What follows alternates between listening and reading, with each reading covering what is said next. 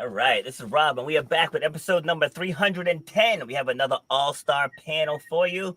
Sadly, Noah isn't able to be with us today, but we're going to dive right in. We're going to be talking about the power of resilience and turning setbacks into success.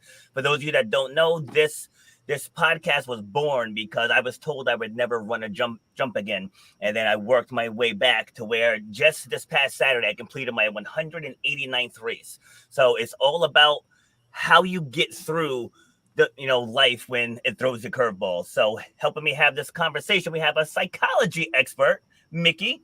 We have a retirement expert, Gary. Said Noah can't join us. We have a self-discovery expert. You like how I framed that there, Kathy?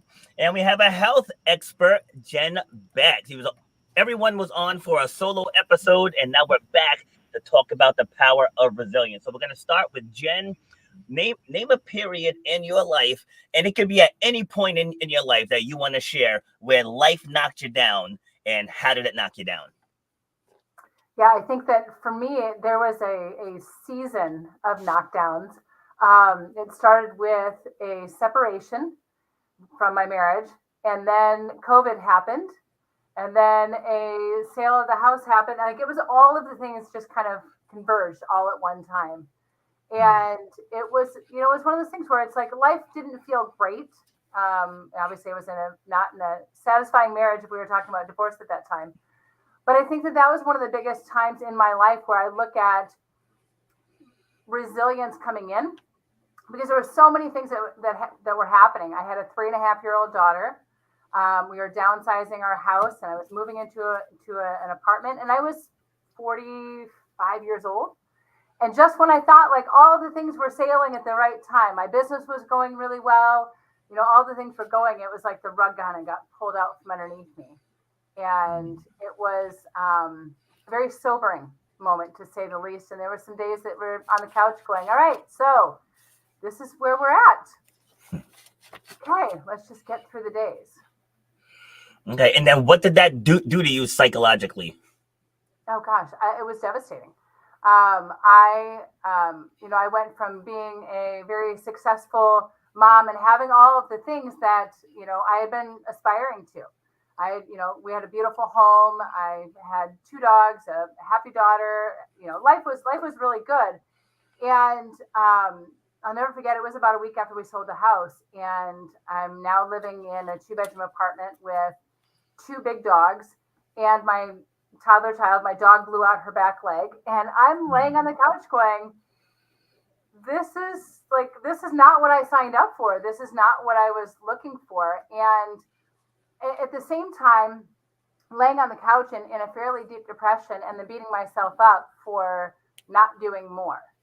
And I don't know if any of you guys are high achievers or driven personalities, but laying on the couch is not something I took very well. And so it furthered to the depression and created a lot of anxiety and a lot of fear about whether or not I was going to be able to bounce back from here.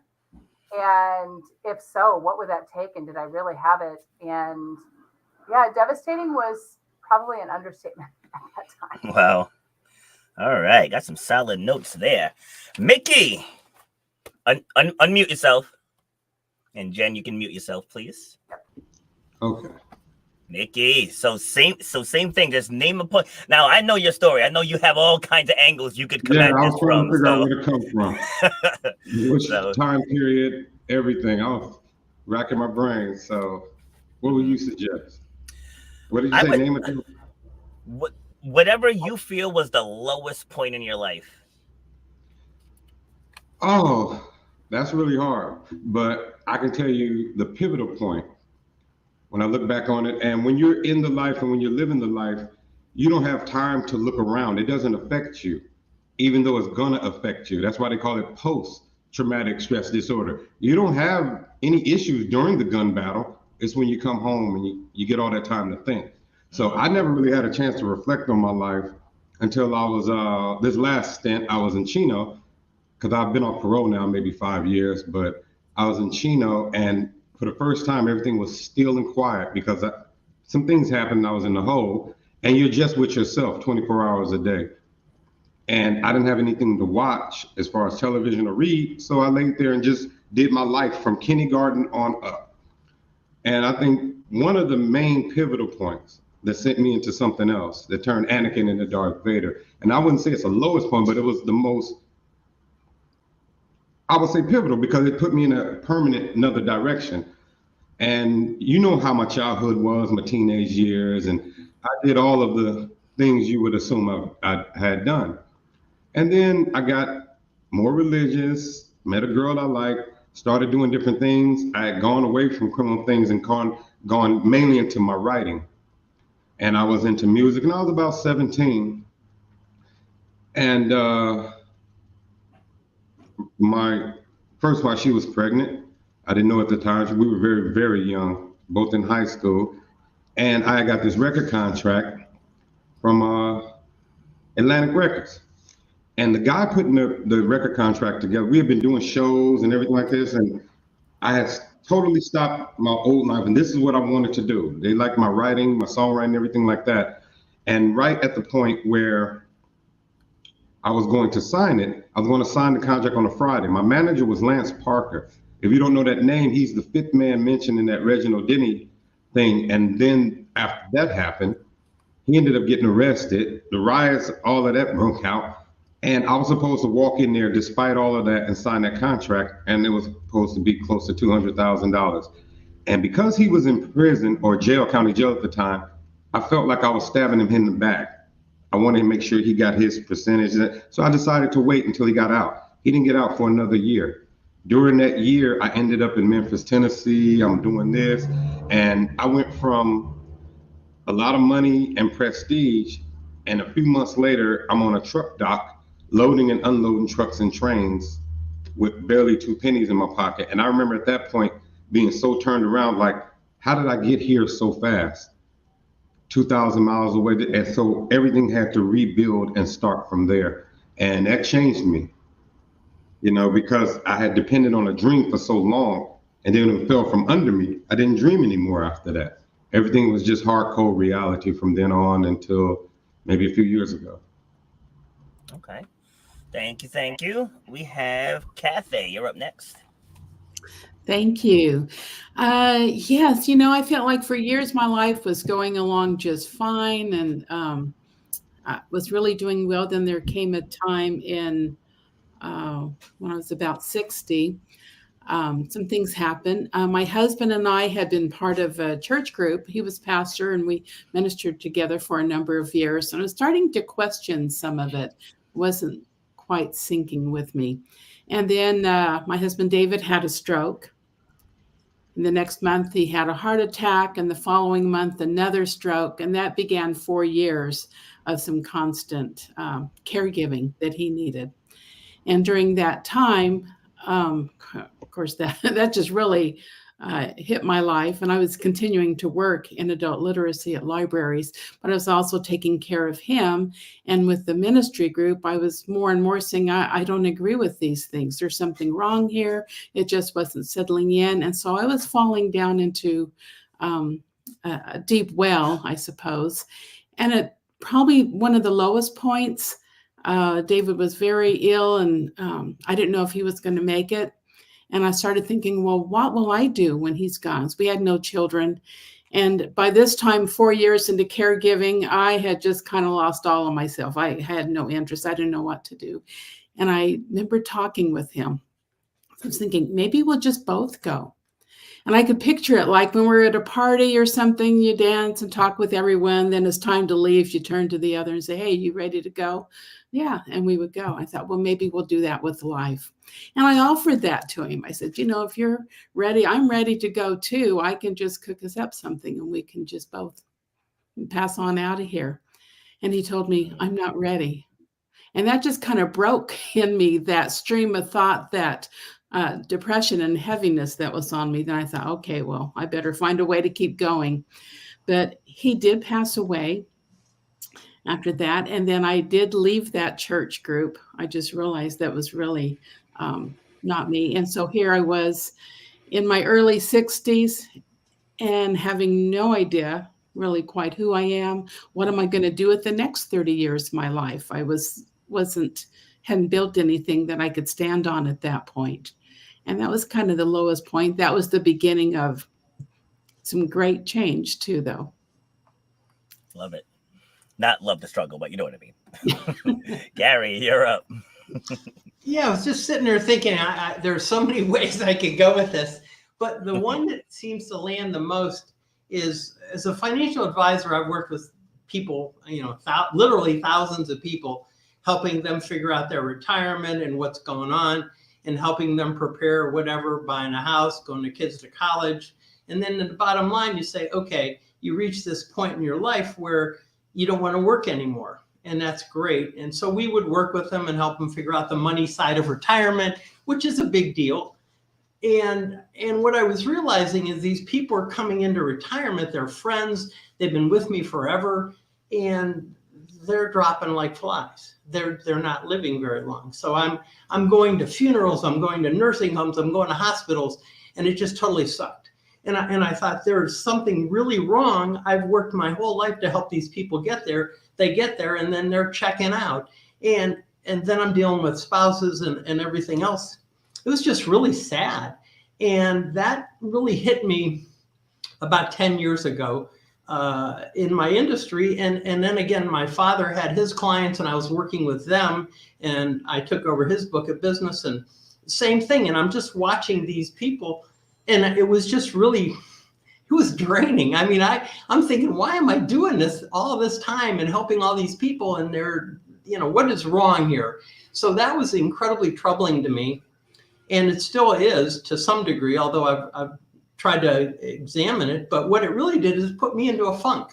And I really thought, okay, I have to re-examine my business, how I'm talking to people, my whole model, which I thought was really good. And then I don't know if I was to blame. I don't know. It was the weirdest thing I've ever had happen business-wise. And it really challenged, what I'm supposed to be doing as a financial advisor. And I thought, this is way beyond money. And that's what was really driving me. And I guess that's one of those things that really put me into a funk. All right. Okay, so one thing all four of you said, you may have said it in different ways, that you reach some level of depression, right? Some level of a low point. And everybody hits that point at some point. Even the most successful person, you can be in the best marriage, you can have the greatest kids. There's always something that comes around that hits you, right? And for me, I can go any different direction. I mean, I've been through divorce. I've been through going through, the whole legal system. I've been through a fight with my business partners. One of my kids doesn't talk to me currently. It's like you can spin it any different way you want to spin it. But I want to lead us into the next round. But the people that watch this show, they know all of my stories, so we don't have to rehash mine. But one thing that hit me is I find a lot of people stay in those states because of lack of acceptance, right? And I'll use my father passing away in 2019 as an example. Like my brother, one of my brothers and my nephew just could not grasp the fact that he wasn't here anymore. And towards the end, because he had stage 4 heart failure, and towards the end, I just started facing the facts that there's a solid probability that he's not going to come back from this. And then I had the mindset, not so much of loss. I switched it to appreciation. It's like, all right, so I've had this man for 45 years. He's done this. I just started listing out all the positive attributes. And it's like, we're all going to die at some point. You know what I mean? So it's not exclusive to just what's going on with us in the moment. So I was able to reach a place of acceptance where my brother and my nephew went into this dark space, and it took them some time to come out of it. And the big takeaway with this, it's about acceptance. All right, this is what happened. How can I move forward? So as we go into this second round, I want you to build upon what you said in the first round. And Mickey, I don't want you to dance around your past, right? Just be bold in what you went through. Well, honestly, because I think it enhances your story. It's like letting people know what your starting point was. I think it's important. I mean, you're a grown man. You can say what you want to say. That's just my opinion as a storyteller, that just be bold with where you were. No, I'll come back to you. I'll come back to you. Right. We're still going to start with Jen. Right. So you can pick up right where you left off. Yeah, I think one of the things that for me, what I look at in hindsight is how much I had put myself on a shelf trying to manage all of the stuff in the house and manage the relationship and manage all the things. And I got to this place of like, I didn't know who I was anymore. I wasn't living my life for me. And it didn't really feel like there was a whole lot of hope, excuse me, in what was to come. You know, it's like I had built all of this up and like, this is where I'm at. And I feel really fortunate. Like in hindsight, I can look back and I can see how all of that played perfectly for me. Like it didn't happen to me in hindsight. It didn't happen to me. It was something that happened for me. Because coming out of that divorce and coming out of that situation, I'm such in a healthier, happier, just a better place overall. And it allowed me to be able to heal a lot of the trauma and the emotional damage from the marriage, but also from my childhood and stuff too. And Robert, to your point, the acceptance piece was critical for me to accept that, like, I don't have to be okay 24/7. I don't have to be on all day, every day. I think that for me, a lot of that amplified the amount of challenges and the amount of issues that I had in my marriage because I was constantly on all the time and everything fell on me. And I was actually talking with a client today. I'm like, you get to be human. Like, you don't have to be on 24/7. You get to be human too. You get to she's worried about her mom passing away and, putting her clients on hold so that she can take care of them. And I'm like, I get it. Like, I've done all the things and had to be perfect and do all the pieces. But the reality is that when we accept ourselves for who we are, how we are, that's really where the change and the transformation begins. And I know that for me, that was a huge piece of it. I didn't expect the waves of grief that sometimes felt like a tsunami when my marriage was ending and how they just laid me out. And it was, grieving, not having my daughter for half the time, grieving the dream of what I believed I was creating and building in my marriage and the life that I had created, and grieving all of that. And so it for me, the transformation really started when I started accepting where I was at and who I was, and that I didn't have to have all of the pieces put in place, and allowed myself to be cared for and to lean on other people, maybe for the first time in my life. And so I think that that's a really powerful place where we get to create that acceptance. Was there a pivotal moment in all of that? Yeah, like, was it just one day where you were just like, you know what, I can't do this anymore?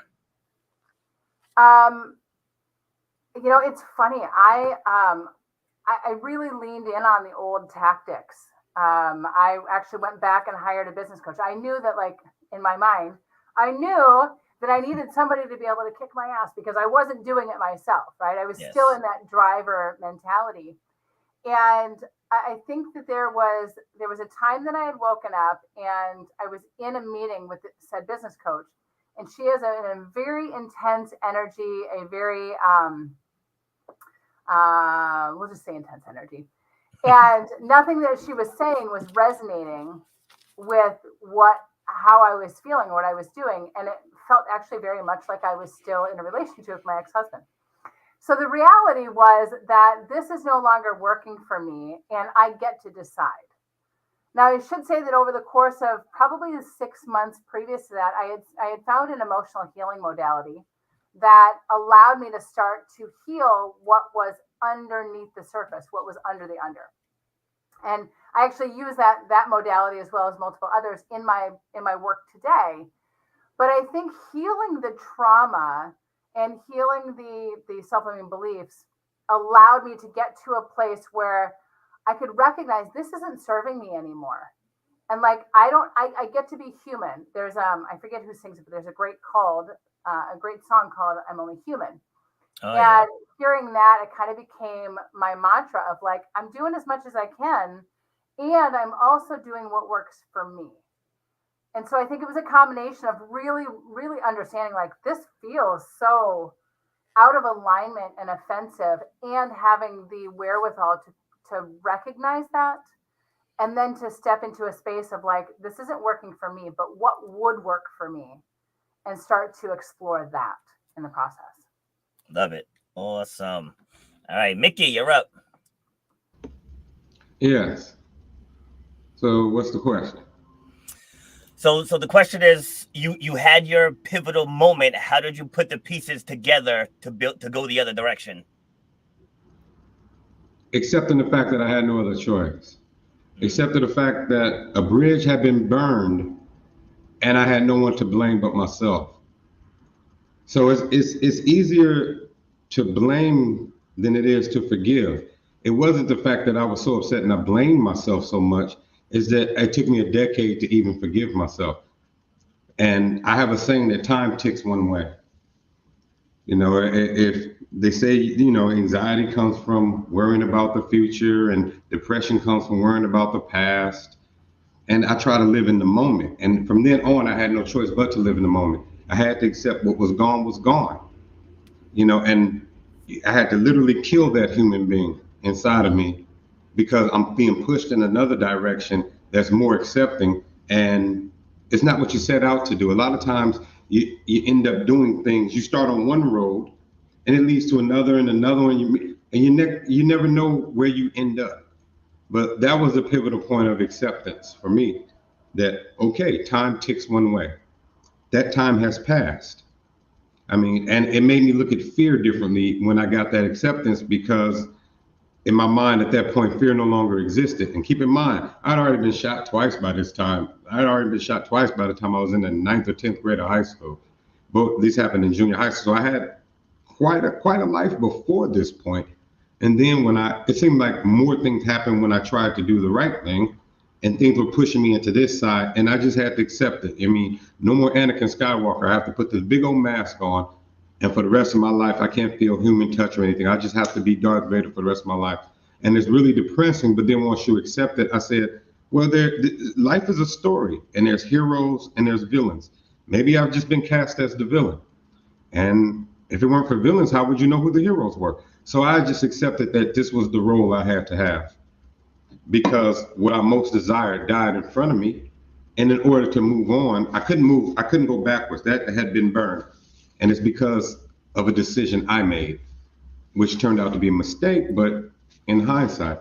So the acceptance of accepting this new world for me, like I lost that, but if I keep looking back, I don't see what's in front of me.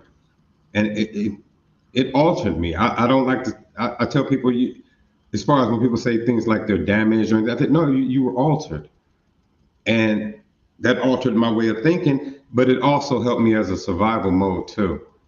You know, and it actually made me more optimistic and less pessimistic. And I looked at everything as it was supposed to happen that way. So it started making me take life as it comes. So the anxiety was gone because I don't worry about the future. I live my life in 30-minute intervals at that point. And what's already passed, I can't fear what's already passed because it has already happened. So if I can't fear something in the future because I have no knowledge of it and it hasn't happened yet, and I can't fear something that has passed because it has already happened, then if I lived in a consistent present, then fear would die, because I never blame myself, because me walking away from that deal, it wasn't the fact I was trying to be loyal, it was fear. And it took almost half my life to say that to myself quietly. It was fear. And that was a pivotal point, because a lot of things died in me so other things could live. And it had to happen. I had to kill that guy, because that guy was never going to forgive himself for being afraid, for being anxious, for being nervous. You know, he didn't have a reputation for human emotions at that time. And right at the door, he chose to walk away. I can use the loyalty for my manager as an excuse, but it wasn't. I was nervous. I was afraid. And after coming out of that, it took me 5 years. Once I was pushed in that other direction, I vowed never to be afraid of anything again. In fact, I run towards it now, because I'd rather fail, and that's okay, than torture myself for a lifetime on what might have been. So you had mentioned earlier, you know a lot about my background and everything. I've done a lot of things, a lot of things, because at that point I stopped saying no. People say, how did you go from this to that to this? I said, I just stopped saying no. Any goofy idea, okay. It could be anything. It can be any investment. It can be okay. If I don't like it, I can walk away. And I started trying exotic foods. I started traveling to exotic places and had the attitude that since I died, that old me died, everything else was borrowed and appreciated time. So I know it seems weird, but it seems like the more negative, if you want to look at it that way, I was into that lifestyle, the criminal life, the more positive my outlook on life became, simply because of acceptance. I said, this is the part I play in the story. I'm going to play the best part I can. And coming from the sex trade and being in adult films and things like that, you learn not so much acceptance. Everybody's odd. Everybody's odd. And when you're in a auditorium full of misfits, you don't feel so much like a misfit anymore. Everybody in there was odd. I said, it was some people with drug problems. Most of those people, it was a lot of people with mental ill problems, but this was an avenue where they could be successful. And it wasn't so much what we were doing. I felt very positive about it because the people who were in that industry, at the time I was in the industry, they couldn't have done anything else. They couldn't show up at a job 7:00 a.m. every day, 5 days. No.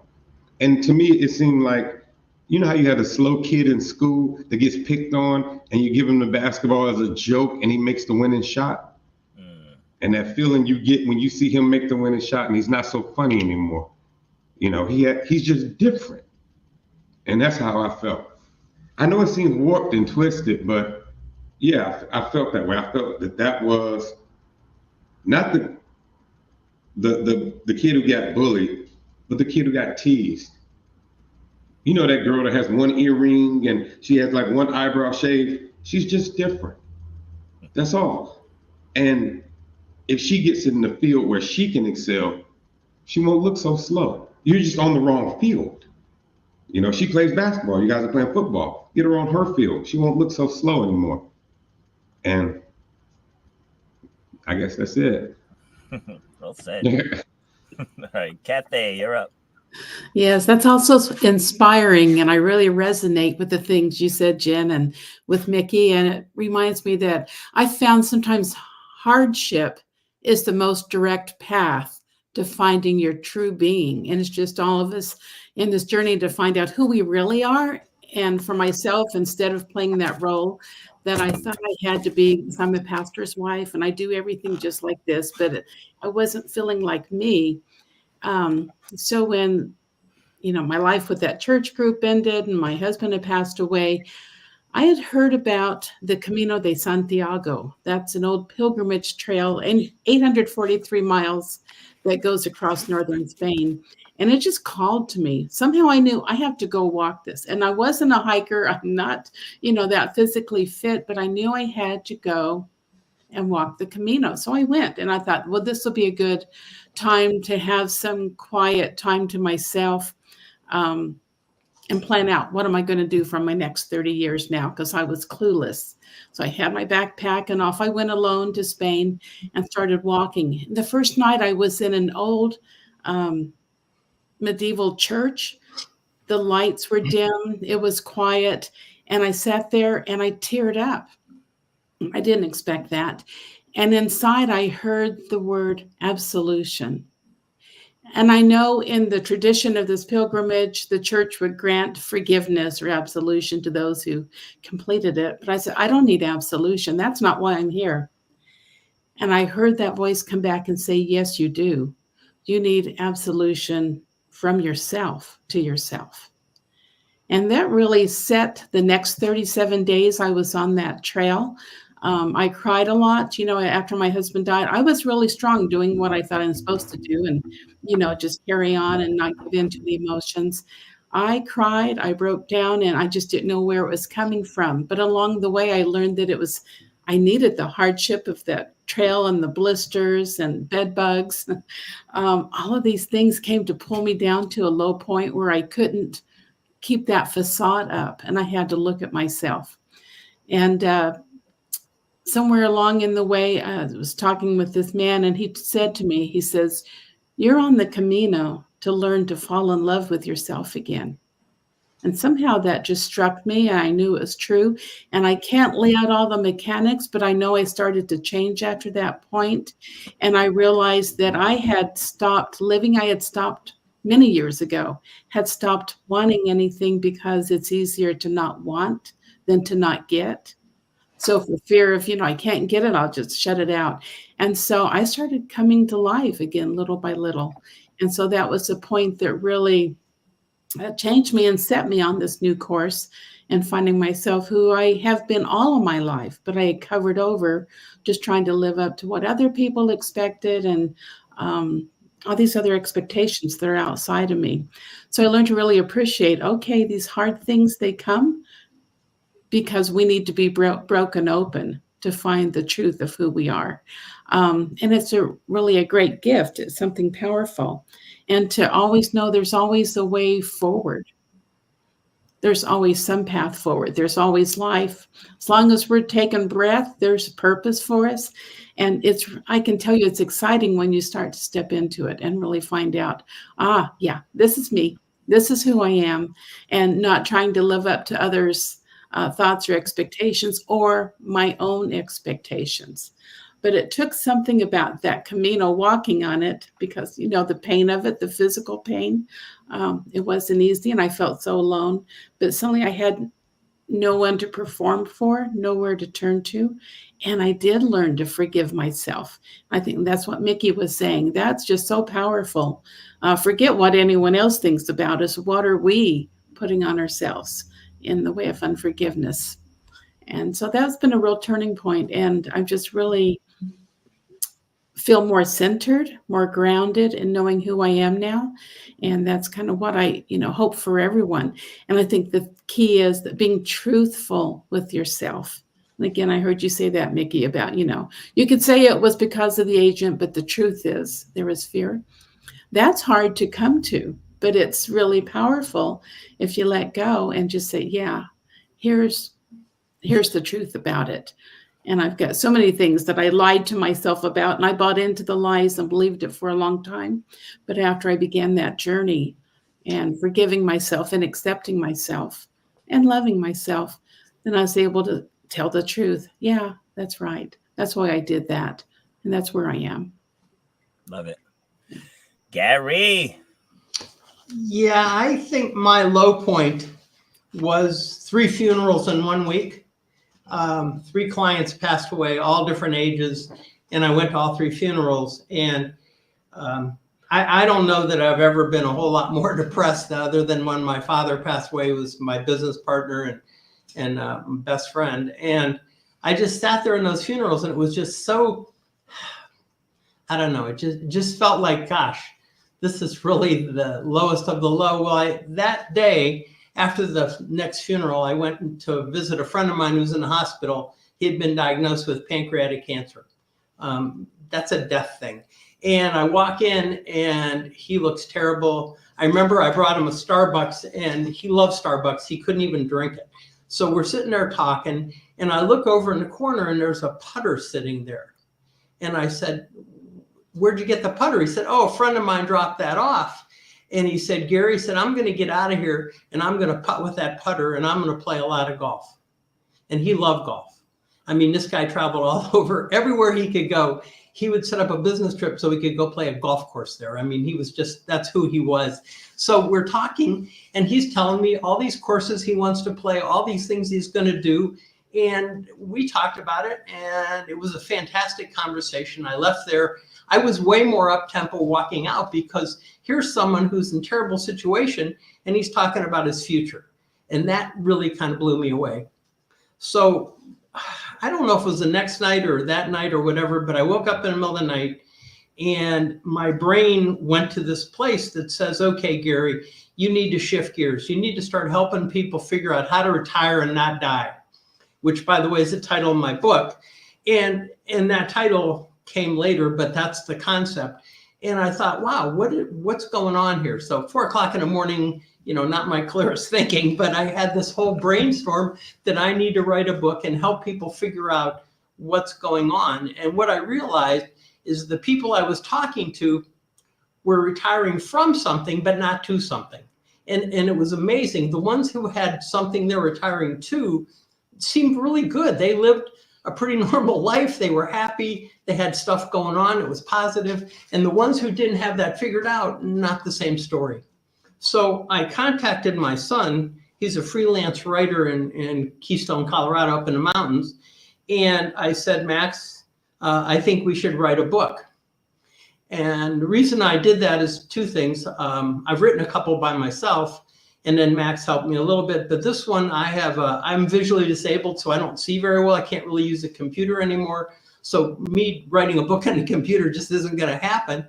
So Max interviewed me, and we did about 24 hours worth of interviews, and we put this book together, and it's pretty amazing the success that we've had with it. But more importantly, way more importantly, is the people we've impacted. I mean, all of a sudden they get this book and they read the book and they come back and say, oh, Gary, this is amazing. I never even thought about this. I was so not prepared for retirement, and now I am. And so we have these stories, and I've had so many positive stories that have come out of this, where people said, yeah, I got a letter Saturday, because yesterday was Sunday. I got a letter Saturday from a guy, and it was like a dissertation on my book and how he had used it and how important it was to him and how he just wanted to say thank you.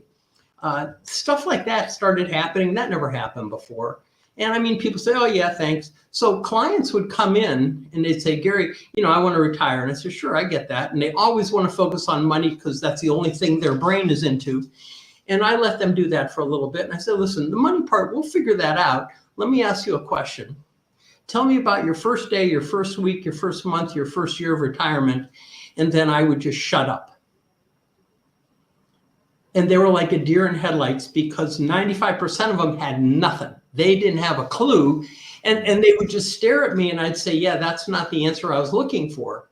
And so I would literally give them homework and say, okay, you need to go figure this out, because this is really, really, really important. And I think you need to really focus on this, because if you want to have a successful retirement, it's going to be based on what you do now coming up, not what you've done in the past. If you're living in the past, you're going to have a very sad ending. I said, you need to focus on the future. Love it. Let me bring it down here. Yeah, one of the women at my gym just recently retired in September, and I was asking her, oh, so what are you going to do? And what do you think her answer was? I don't know. Right? Like, I don't know. Yeah. Oh, yeah, I get that answer a lot. I'm telling you, deer in headlights. They say, I said, yeah, like the next 26 years of your life, tell me what those are going to look like. And my favorite one is, I had a very good friend of mine who retired, and he had a lot of money. And I asked him what he's going to do. He said, well, I'm going to go to Italy for a month. I said, yeah, wonderful. When you get back from Italy, what are you going to do? Nothing. He said, well, I'll figure out my next vacation. I said, yeah, it doesn't work that way. I said, you've worked your whole life. You need something that gives you purpose and passion, because sitting on your rear end isn't really going to cut it. I hear that. See, my game plan is I want to rent an RV, and I want to hit all the major state parks in all 50 states. So. See, that's a great goal. My personal one is I like to write music. I didn't know I did that, but I've been writing lyrics my whole life, and poetry or whatever, and I gave it to a friend. It was on my wish list. I have this thing in my book called a wish list. And I make my clients fill out a wish list, all the things they wish they had done, but they couldn't do because they were working or somewhere. And I said, so I want to know what's on your wish list. Well, and one of mine was to have a song, actually, where I wrote the lyrics and got it recorded. And I just thought that would be amazing. It was also at the very bottom, because I thought the chances of that were somewhere between hell no and no way. But anyway, I ended up giving it to a couple of friends who were musicians, and they said, these are like really good lyrics. I said, cool. And they said, let us have them. Anyway, 2 months later, I'm sitting home on a Sunday night, 8 o'clock, and I get an email from Marie, and it says push button play loud, and it was my song, and I tell you, smile and a few tears. And I thought, wow, this is on my wish list. This is incredible. And so you create something that you want to do in the future, and then you try and get it accomplished. And I think that's really critical to having successful retirement years. Awesome. Can I say to you, Gary, I've heard you speak before, and now when I run across someone who's talking about retirement, I ask them your questions. What are you going to do? And I tell them, you need to get that book, Retire and Don't Die. So it is so key to finding our passion and to live fully. I thank you for having heard me somewhere. I don't know. It's kind of funny how, someone says, oh, I heard you. I said, oh, okay. Actually, I was at a place the other night and they said, oh, I bought your book and read it. I said, great. Can I ask you questions? I said, well, I was at dinner. It wasn't exactly perfect, but I said, sure. That turned into a 15-minute thing. And I said, okay. My wife looked at me and says, is this going to happen all the time? I said, sure. Yeah. So anyway. Yeah, I was at a Spartan race last December, and as I'm walking toward the start line, just some random woman comes up to me. She's like, oh my God. She's like, are you Rob? I'm like, yeah. I'm like, and she's like, yes, like I follow your podcast. She's like, I listen to you all the time. It's like, wow. It's such a great feeling knowing that you can put something out that people resonate with.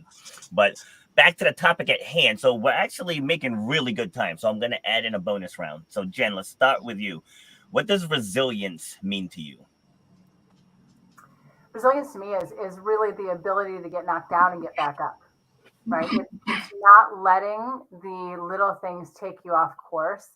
Not to say that you'll never have setbacks or detours, but it's really the desire to keep moving forward, right? I think about it, and with my clients, I teach them about creating a North Star of like, where are you going? What are you creating? And this perfectly ties in with what Gary was talking about. It's like, what are you creating in your life? So often we wake up in the morning and we go through the motions. We go to work, we come home, we have dinner, we watch TV and go to bed. And we don't have the driving force. We don't have the thing that we're pursuing, that we're creating. And I think resilience for me is continuing to go after life. It's continuing to be optimistic, to continue to want for more in life, and not just go, oh my gosh, this is all there is. This is what happens. I think about my mom had multiple sclerosis, and at the age of 49, went from living on her own to being in a nursing home in 6 weeks. Wow. And that's actually how I ended up getting into nutrition and into health in the first place, was to be able to find a way to be able to help her. She did not have a lot of resilience. At that time, she just went, well, this is it, and surrendered in that moment to this is where she's at. This is all there is. And I think for me, I look at the setbacks and the challenges and the 2x4 moments and, all of the things that happened in my life. And I can look at them now and I can go, that happened for me. And I think resilience is a huge piece of the acceptance we talked about before. And looking at what do I get to do with this now that I have it, right? This is an experience. This is what is. Accept it and then decide what you want to do going forward, where you want to go, and what you want to create in life, because we get to make that choice. Mickey, same question. What does resilience mean to you? I see perseverance. I see discipline mixed in there, and acceptance also that you have no choice. You have no choice but to. That's why the human body, we can't drown ourselves. I mean, if you're suicidal, you can't just hold your breath and your body won't let you. Sometimes it kicks in, it will force it. It will outthink and override those instructions. You can't just be, it's innate in all of us. That's why I say we have no choice to. The discipline comes, I think, when we decide to accept the resilience, but the resilience is always there. Facts. Yeah, so it's always there. There he is. Sometimes in small amounts, sometimes in larger amounts. It may have to cool, like a substance may have to rest. It may have to sit idle temporarily, but it's going to keep moving. it's going to keep moving. It's not festers and rots. And a lot of us have gone close to that, and we know people who have festered and rotted before. Are you on a PC? Yes, I am one. Yeah, because your screen's going crazy. Oh, goodness. Yeah, I don't know if you got a wire loose or something.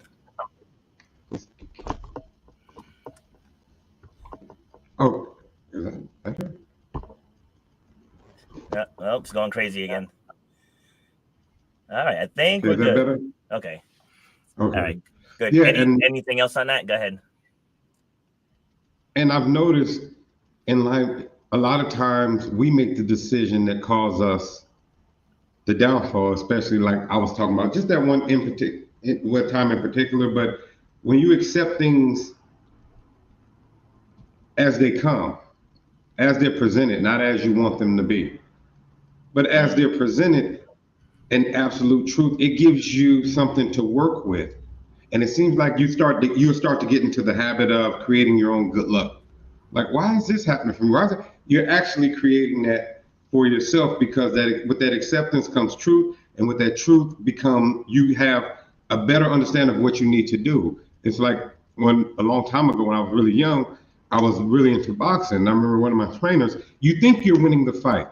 And that's why sometimes they get angry at the end, because you're hitting him hard and he's not hurting you.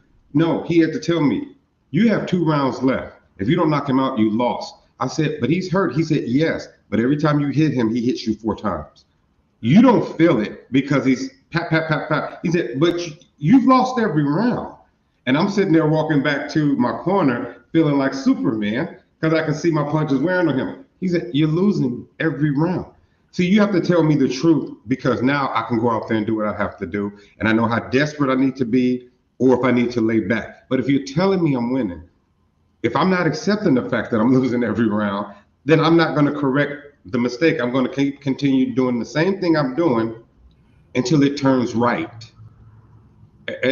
No, after acceptance comes right before change. And change comes right before development. So there's no growth without acceptance, and resilience is innate. So as long as those two run hand in hand, it makes navigation much smoother. And I don't care if that's psychological, emotional, or any kind of navigation we're talking about. It can be on a job, it can be within a family. It really makes things smoother. That's why at this age, I tell people I'll be a much better grandparent than I was as a parent, because I micromanaged my son. I ran around, don't put this down. Da, da, da. When you're with your grandparents, you notice that you can do anything short of burning the house down. If he paints on the wall, I'll paint it over tomorrow. Not a lot of stress in grandparents' house. Whole lot of stress in parents' house. Thanks. All right, let's bring Cathay in. Same question. What does resilience mean to you? Yeah, that's kind of a hard one. But, I think it has to start with first being true to ourselves and knowing who we are, that we can be that resilient. And I think of a vision I had a long time ago. I was in a boat and it was taking on water, and I had a pail and I'm scooping the water out and I'm scooping it out and I'm keeping the boat afloat. And I'm so proud. And, I could think like, yeah, I'm doing it. Look at me. I can do it. And like, I look up at God for approval, and he looks at me. He says, that's not your boat. And then nods over beside me, and there's this beautiful yacht without blemish, without holes. He said, that's your boat. And so I think first it's knowing, who you are, and to build that one, and to have that we're all this beautiful yacht and this perfect vessel. And I think it's helpful for us to build on that before we have the hard times and difficulties. Do the things that energize you, that give you strength, that make you feel good, and that propel you forward. So when the hard times do hit, you have that to draw from. You've built up a base, so you're not hitting down so low as if you were always putting yourself down and never finding any good and always struggling. I think that's harder to come back, and it's possible, but it's harder to recover from. So just while we're doing well, just keep building that, shining that shiny boat, and doing those things that energize us instead of those things that drain us or lie to us. Just really be true to who we are. Well said. Gary, same question. What does resilience mean to you? Well, I think about resilience. I think about rejection. And certainly dating was a world of rejection for me.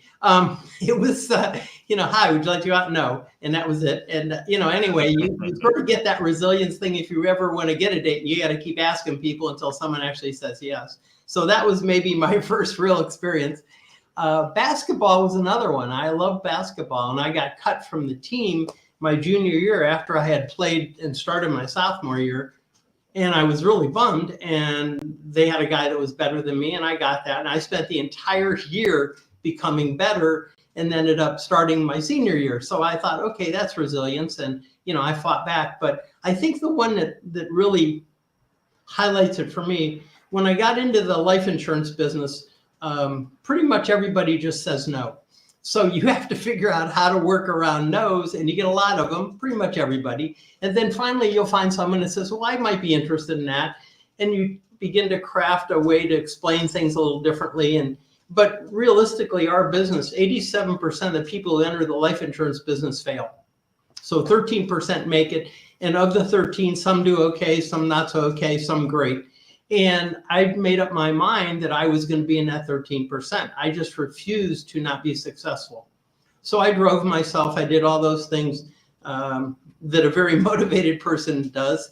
And, I had a wife, a son, a house, and I said, yeah, I got to make this work. I don't really have a choice. So I literally just didn't accept no's. And someone said, well, did you ever think about quitting? And I said, pretty much every day. I said, because every day I face rejection. And they said, well, why didn't you? I said, because I refused to quit. It's resilience. I just said, I am not going to fail at this. I am going to make this thing work for me. And I did. And I'll tell you, one of the biggest turning points that really landed was that I stopped working for money. I know that sounds strange, but I really literally stopped working for money. And I said, okay. And I got this from my father. My dad said, listen, you want to be happy? I said, yeah, that'd be great. He said, stop working for money and just help people solve problems. I said, well, it sounds simple. He said, no, it is simple. You just don't focus on you, focus on them. And if you solve their problems, you'll make more money than you ever dreamed. And I said, okay. And it took a while, but he was 100% right. And so I just wake up in the morning and I think, okay, who am I going to help today? How am I going to help them? And I've only been doing that for like 35 years. And I still do it. And I think in terms of, okay, I'm going to have this situation. How can I be somebody that brings something positive to the table? So that's my answer to resilience. I just refuse to quit. As someone said, you're not bright enough to quit. And I said, yeah, I guess not. That's great. So what does resilience mean to me? Very simple. Keeping your eye on the prize. Right? Keeping your eye on the prize. I do this with my fitness clients. I do this when I'm helping people story tell. It's like no matter what happens in life, we're going to get thrown curveballs. And I always tell people curveballs can also be hit for home runs. Right? So it's all in how you frame it. So last year was a very difficult year for me to the point where I had to walk away from my fitness business. Like because agreements weren't being adhered to. And I just knew I had to get out of there. And I had clients that have been with me 10 plus years. And I dropped the keys on the desk and I walked away. Because like the situation, it wasn't serving me at all. For about 2 months, I was in a little bit of a funk, But then I asked about that pivotal moment earlier because I had mine, believe it or not, I was brushing my teeth in the bathroom. So I had just done a podcast episode the day before. And I looked up in the window. It's something that guest said to me. Well, said during that interview just resonated just as I was brushing my teeth. And I looked up in the mirror and I was like, what are you doing? I'm like, you literally have a podcast called Shut Up and Grind. And here you are having a pity party over what happened. And so I wanted to get back into coaching. So I went to my local high school where I actually went to school. Now the season had already started, so I figured they were already all set for coaches. But I'm like, you don't know if you don't ask. So I go up, I ask, and then that Monday I started coaching. From coaching, because I was gonna pivot away from fitness and just start completely fresh. But then once I started coaching, it relit the fire for fitness again. And the very first gym that I walked into, I said, I don't want to do my own business again, because truth be told, I suck at business. I'm very good at fitness. I'm very good at motivating and inspiring people. I'm not good on the back end. I said, so I need to put myself in a situation where I can run the operation and not have to deal with the business stuff. The very first gym I walked into, nailed it. Nailed it. From simply keeping your eye on the prize. All of this other stuff was happening because of what happened in the gym. It's like, I lost my money, I lost my car, lost my house, maxed out my credit cards, ruined my credit. It's like I was not in a good place, but I kept my eye on the prize. And to me, that's what resilience is. Again, hearing that doctor tell me I'll never run a jump again is like I could have took that to heart. I met other people that had the injury that I had, and they don't have full range. They aren't running around. Like, they aren't competing in events. Like, I just went to Dallas, Texas this past weekend and did a 13.5-mile Spartan Beast, and it's like being able to do those things when somebody else said you're not going to be able to. Just like Gary said, someone else told him, oh, you're not good enough for this, or you're not able to do this, or Mickey thinking he didn't have any other choices than the road he was on. But once you make that decision, and all four of you spoke about a moment where you knew you had to move in a different direction. And so as we move into the last round, I want you to talk about how those initial struggles led you to what you're doing now. Okay, so Jennifer, you're first. So it's really crazy. So I've been in nutrition and wellness for 23 years, and I've always incorporated mindset and mindfulness. And it wasn't until I was in that really dark place in my marriage and then was looking for a way out. I happened to meet a gentleman who is the founder of one of the emotional healing modalities that I use today. We met at a networking thing, and he's like, hey, would anybody like a session? And I was like, I got nothing to lose. And so I did one session with him, and I had such a profound shift right away. By the fourth session, I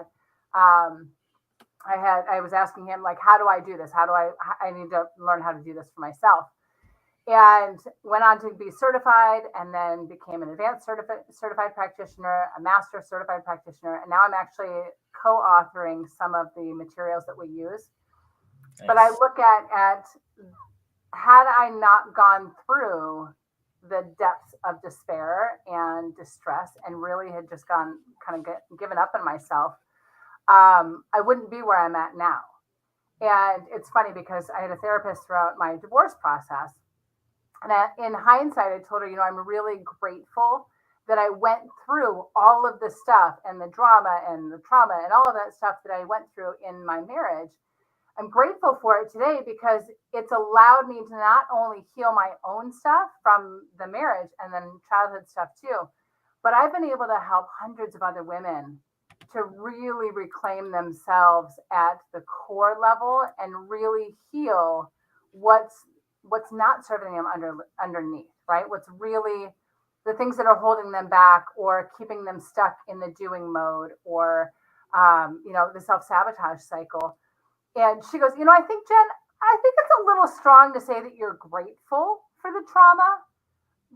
And I'm like, no, really, I am. Because if it wasn't for the intensity of what I went through, I wouldn't be where I'm at today. Yep. And I wouldn't have the gift of the tools and the resources that I have. And my daughter wouldn't have the mom that she has today. My clients wouldn't have the coach that they have today. I wouldn't be who I am today. So I'm truly grateful for what I went through and all of the gifts that came out of it, because it really is why I do what I do today in helping women to create transformation and lasting behavior change from the inside out so that they can live a life that they truly love and have the health to actually go out and live it. Love it. Yeah, just before we go to Mickey, like when I'm working with people in their storytelling, because like the speaking and the storytelling, they're not the same. And as people are telling me about things that they've been through, I always like, all right, and what did that teach you? Okay, and what did that teach you? What did you learn from that? Who can you help with this story? And you start making it more about the what happened. You know, like I had the background from my other show up. I was like, oh, your true power lies in your story isn't up there. You know, but it truly is. It's like people focus so much on what happened that they gloss over how it, as Mickey said, how it altered them. You know, and so it's good that you are all here and sharing these stories of resilience, because so many people get stuck. You know, they get stuck, and what do? They seek out other people who are stuck. You know, instead of seeking out things like this to find out how to get unstuck. All right, so Mickey, you are up. Okay, now back to the question. Oops, I can't. Hold on here. That's a good question. Jen, what was the question? Yes, in detail. How did what you went through lead you to what you're doing today? Yes, there it is. Okay. It was one thing you touched on when you were talking about the appreciation of the trauma. So I don't like to use the word trauma. I just call it adventures. Yep, and we lost him. All right, so if he comes back on, I'll put him back in. So Kathy, go ahead. Okay. You know, as I was walking on that pilgrimage trail, the Camino,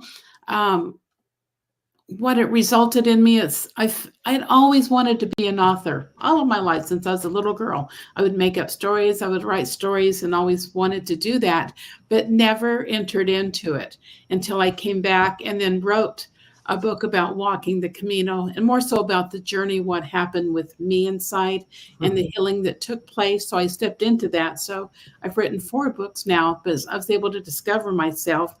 And then I was in a session with the mentor once in this group, and she said, "Stop hiding behind your books." And I thought, well, what? You have to speak. And I realized, okay, so I'm writing the books not for the sake of writing, which I enjoy, but it's because I have these things inside I want to say, a message I want to get out, and things that would help other people. And so speaking is the way to do that, doing speaking engagements. And so that's kind of a journey I'm in now, and learning to do that. And I'm finding out it's scary to me, but I still really enjoy it. But more so if I can say something that helps someone else, or that gives them that aha, or like that speaker did with you, Rob, when you looked in the mirror and said, "Hey, what are you doing?" I mean, that's priceless and that's powerful. So I'm learning to kind of move those areas that will help me bring that out as a gift to the world. Love it. All right, let's bring Mickey back in. Yeah, you can unmute. Okay, can you hear me? Yes. Yeah. I was saying, I look at those things as adventures. I never give it that much power. You know what I mean? I learn from bad things. I learn from good things. You know, what did you learn when you got hit by a car? I learned I couldn't outrun a Camaro. That's what I learned. When crossing the street, give them the right of way. You won't make it. So was it really bad? I've only been hit by one. And never happened again. I don't care if I'm being chased by elephants. You'll see me stop and go like this because of, so I wouldn't have anything to write about. I wouldn't have anything to speak about. The things that I experienced and the life I was in seems like it's really relevant into today's times and things like that. And where else can you gather that kind of information? You can't Google these things. You have to actually be there.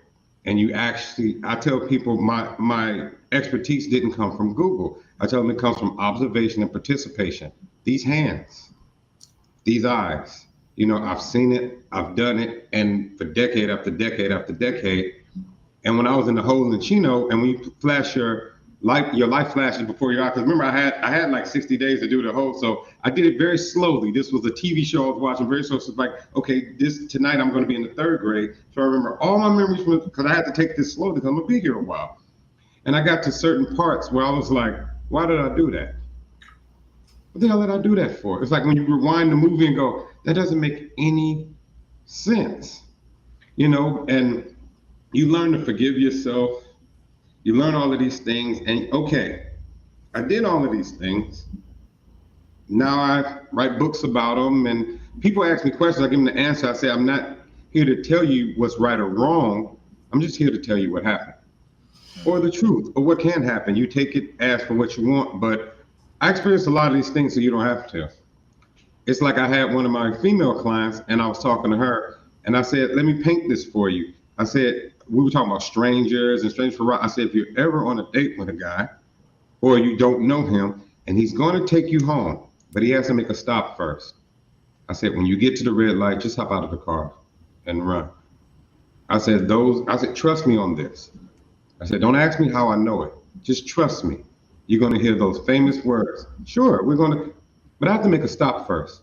I said, first stop sign, first light, hop out and run. I said, I know it's going to sound a little extreme, but you'll thank me later. You know, and there's certain things that I know that I shouldn't know, but I know them. And what would I be doing today, or how my life would be different, because I love where I am today.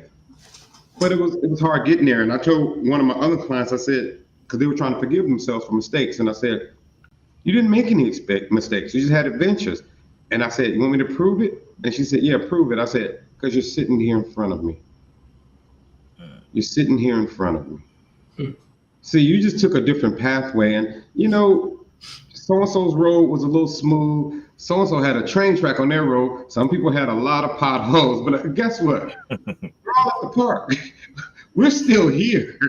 So even what you did wrong in the past, you may think it was a mistake, but you don't know 13 moves ahead if you had chosen the right path, what would have happened. You don't know. And I know that it was the right thing, no matter what it was and how horrific. I know it was the right thing because I'm looking at you. I can start naming people I knew that I can't see anymore, and I don't have enough fingers and toes naming the names. I'm here. You got here. I'm looking at you. I have proof. So yeah, I remember one time this man was real sad. He was in the at the YMCA parking lot. He was going to work out. And he was a tall, older man. He had to be in his 70s, and I may have been in my early 20s. And he was just sitting there, and he was in his Lincoln. And we always talk in the steam room because, you know, the Y is co-ed, but the steam rooms and stuff are separated. So it's just men on one side, women on the other. So we always have those old men, young man conversation. I said, what's wrong? And he said, I went to a funeral today. I said, I'm sorry to hear that. I said, was it yours? And he started laughing. He said, no, it wasn't mine. I said, come on, let's work out. And I just reached my arm out, and he just smiled. And he was really tall, too, like 6'8". You don't see many 70-year-olds 6'8". And he stood up, and we just walked in. And you live a life like mine, and it just teaches you acceptance and forgiveness of a lot of people. And they're just people. We're people who do different things for different reasons, just like that girl with the one shaped eyebrow. I don't poke fun at her because I don't notice it. She's just a person who's different. You know, what problem is he hurting putting an ice cream cone on top of his head? He's not hurting anyone. That's his thing. He likes to do it. He's not crazy. He's not bad or good. He's just different than me. And that's okay. Trust me, I wouldn't want to live in a world where everybody's like me. Insane and hard to live with. No, it really is a learning thing. This journey called life, it really is. If you just pay attention a little bit, not too much, but just a little bit, you'll learn a lot, and you'll be able to implement it in your present in a way that's more positive than it was the way you learned it. Nice, well done. All right, let's get Gary in here. Yeah, about 20 years ago, maybe a little longer than that, I was a financial services company that I've worked with. I was in the president of this field force, and I was in Vancouver, Canada, and I was the keynote speaker at this event, probably 1,200 people there. And I'd had a great year production-wise, all this other stuff, sat at the president's table, all that stuff. Anyway, at that meeting, a friend of mine pulled me aside and said, can we talk? I said, sure. He said, come on, I'll buy you a drink. So we sit in the bar and we're chatting. And he said, I have a question for you. I said, what is it? And he said, why aren't you happy?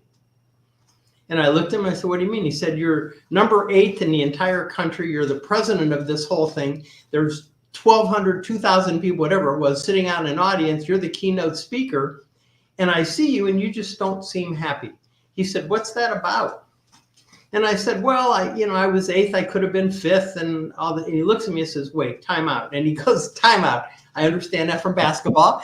And he said, here's the deal. He said, you listen, I'm talking. So he started talking and he said, I got a problem with your attitude. And I said, okay. And he said, here's what I want you to do. He said, I want you to go back to your beginning and tell me how you started and what it was like when you started. And I said, okay. And then he shut up and let me talk. And I said, well, I started out at $1,500 a week or a month. It was $1,500 a month, and it was really hard. And, you know, I barely made any money at all. And again, wife, you know, son and a house and trying to figure out how to pay a mortgage and all that other stuff you got to do. It was really hard. And he said, so when's the last time you thought about that? I said, oh gosh, I can't remember if I've ever really thought about it. I said, well, here's what I want you to do. He said, next time you're so driven by your goal in the future, I want you to go back and see where you came from. And that was amazing to me because I had never really put myself in that position. Well, working with the people I work with, the entrepreneurs, the business owners, whoever they are, I now ask that question all the time. And I was with someone last week, we're having coffee, and he was telling me how his business is doing, and he was disappointed. And I said, okay, time out. I gave him the time outside. I said, my turn to talk. I said, tell me what your first year in the business was like. And he goes, oh yeah, we worked out of the basement. We did this. I had one part-time employee. I said, okay. I said, what was your home like? He said, oh, I had an apartment. I said, really? I said, what's your home like now? I said, well, you've been there. I said, yeah, it's really pretty beautiful. I said, what about, you know, your one bedroom thing? And he said, yeah, that doesn't really matter anymore. And I said, yeah, but it did matter. That's how you started. And all of a sudden you're not happy because you didn't hit this goal that you have in your brain that maybe wasn't even realistic. But if you just go back and appreciate where you came from, I think you'll think differently. And that has been critical. I have taken so many people through that path. And it's one I went through myself because of this friend of mine. And I have really do that pretty much every year. I analyze at the end of the year where I was, where I came from, and I think back to the future, or I think back to the past, and then I go to the future and say, yeah, future will be whatever it is. Here's where I came from. Here's how I got there. That's pretty damn good. And so it really has helped me have a different attitude. And I think it's made me a better advisor because I don't think about, oh, you got to have this goal. You need this amount of money to retire. I don't know that. Maybe you do, maybe you don't. Maybe you have a rich uncle. I don't know. But the point is, if I can focus on where you came from and have you focus on that, I think you have a better chance of being happier. Well done. All right, so we're at the end here. Let's go roundtable quickly, say 60 seconds and under. Just let people know where they can find you. Jennifer. So you can find me on social at Jen Beck Complete Health, CompleteHealthRevolution.com. And if you go there, I have a 5 quick health hacks for busy people so that you can be able to download that and make your health journey a little bit easier and a lot faster. Nice. Well done. Kathy. You can find me on my website. So it's my name, CathyRetta.com. And I have a weekly blog. I invite you to sign up for it. It's brief, but just to give you a little bit of inspiration and push along the way. So again, that's CathyRetta.com. All right. Mickey. Hello, you can find me at mickeyroyal.com. And you can find me on Instagram or Facebook. On Instagram, I'm The Real Mickey Royal. And it's just Mickey Royal on Facebook. But mickeyroyal.com is a good place to find me. All right. Thank you. And last but not least, Gary. GarySurak.com. Or you can look up my book, How to Retire and Not Die. There aren't too many titles like that. So we show up there too. Love it. Well, thank you all very much.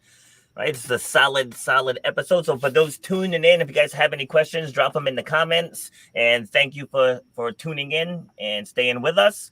And we will see you all again soon. Take care.